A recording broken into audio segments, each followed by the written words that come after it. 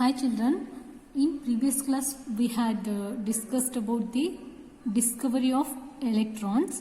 In today's class we will study discovery of proton and neutron. The scientist Ernest Goldstein in 1886 he used the modified electric discharge tube to discover the protons. Okay, while doing experiment, he used modified electric discharge tube, that is known as modified cathode ray tube, and he accidentally discovered the protons. Okay, we will see how is this modified modified cathode ray tube. Okay, children, see here this is a glass tube. It is a glass cylindrical tube in which anode is placed here and cathode is placed here. These are the metal plates. This anode and cathode are the metal plate. The metal used can be platinum or palladium, and here anode is placed here. Anode means the metal plate which is positively charged. Okay, the electrode which is positively charged is known as anode. Children, remember that whenever we consider ions,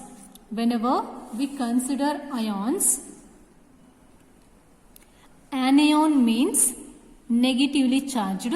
Ion is known as anion, and cation is positively charged ion. When we consider the electrode, so when we consider the electrode, anode means positively charged electrode, and cathode means negatively charged electrode. It is opposite. Okay, anion means negatively charged ion, cation means positively charged ion. When we consider the electrode, the cathode means negatively charged electrode and anode means positively charged electrode. Okay, and here cathode is placed and this is connected to the wire, and again here another negatively charged electrode is placed and it is connected to the battery. Okay, these two terminals of the anode and cathode, this anode and cathode, they are connected to the two terminals of the battery via switch and induction coil, and this tube is connected with vacuum pump to remove the other gases, and this tube is filled with the hydrogen gas. Here I have written, this tube is filled with hydrogen gas and pressure is maintained, low pressure is maintained inside this.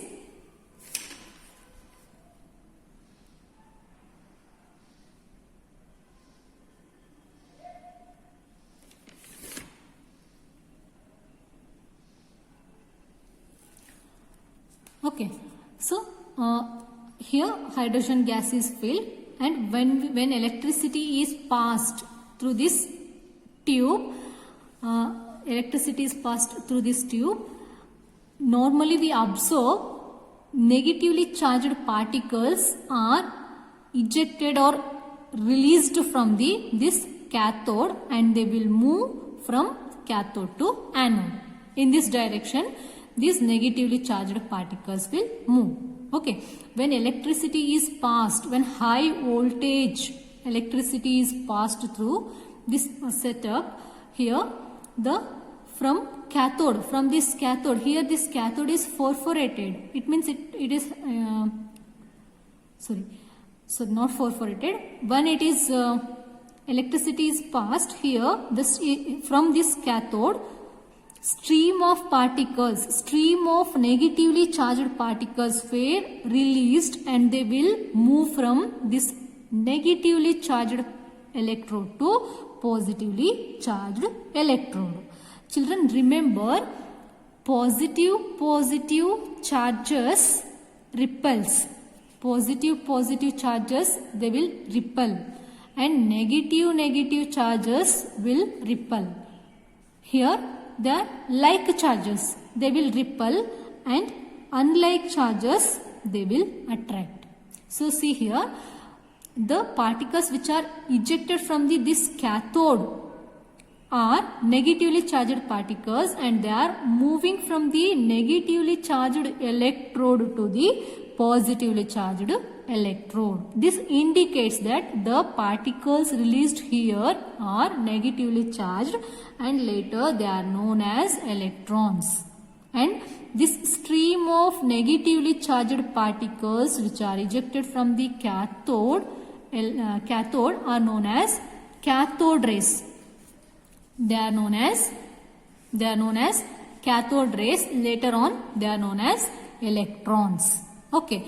At the same time, from this same cathode, some mysterious particles are released, and these particles are moving from this cathode to this negatively charged electrode.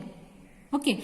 These mysterious particles, they are moving towards the negatively charged particles. This indicates that here the particles ejected or the particles released from this electron are positively charged particles. And these positively charged particles are known as canal rays. Later on they are known as protons. Okay, they are known as protons. This indicates that here this cathode is negatively charged. From this positively charged particles are ejected, and they are moving from this cathode to this negatively charged electrode. Here these particles are positively charged and this electrode is negatively charged. So here the opposite charges attracts. This indicates that movement of these particles from this electrode to this electrode indicates that the particles released here are protons, or the positively charged particles. These positively charged particles are known as canal rays. Stream of positively charged particles are known as canal rays.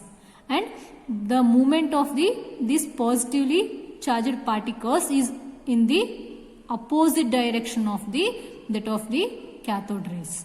Children, remember, canal rays are the positively charged particles and cathode rays are the negatively charged particles. Like this, protons were discovered, and with the help of his experiment, he discovered that charge on the proton is +1 and mass of the proton is 1 unified mass. Okay, 1 unified mass, and that of the electron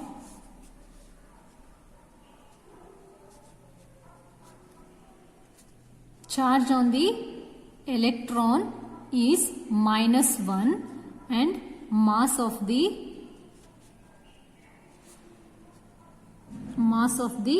electron is negligible.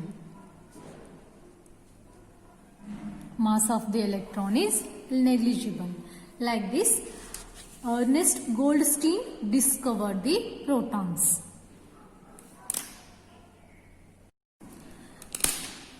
Children, now we will see the discovery of neutron. In 1932, James Chadwick, he discovered the neutron by bombarding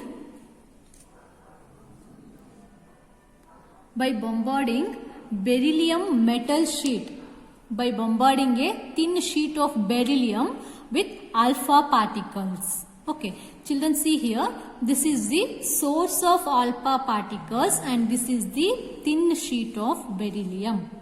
Usually these alpha particles, they are doubly charged helium ions. They are positively charged helium ions.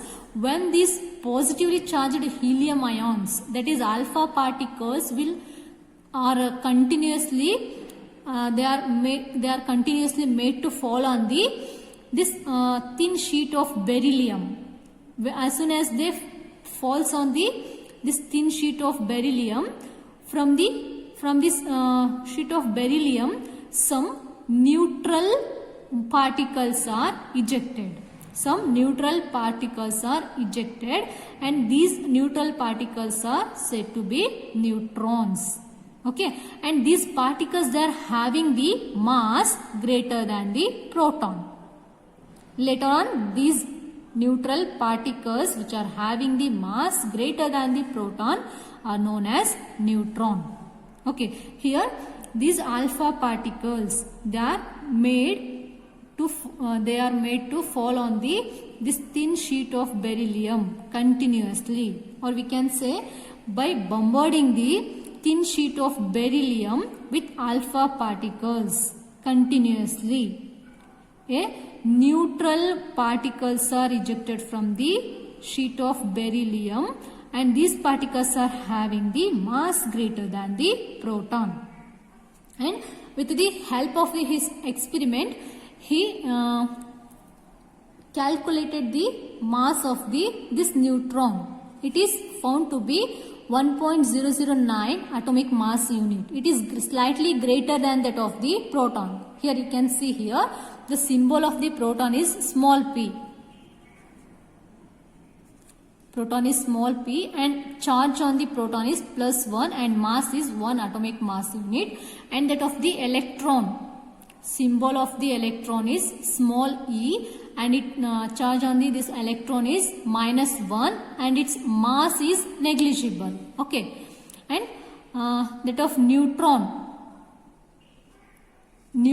is symbolized as small n, and charge on the neutron is 0. Okay, 0, and its mass is 1.009 atomic mass unit. It is slightly greater than that of the atomic mass of the proton. Okay, children, it is very important. Try to remember the charges on the proton, electron, neutron, and their mass.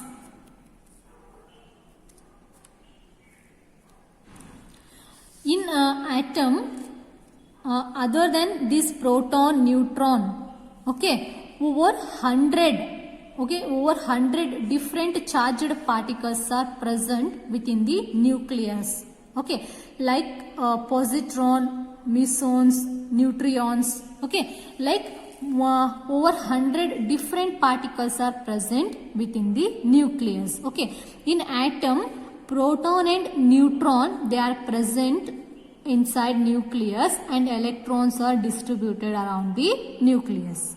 Okay, in next class we will see the structure of atom.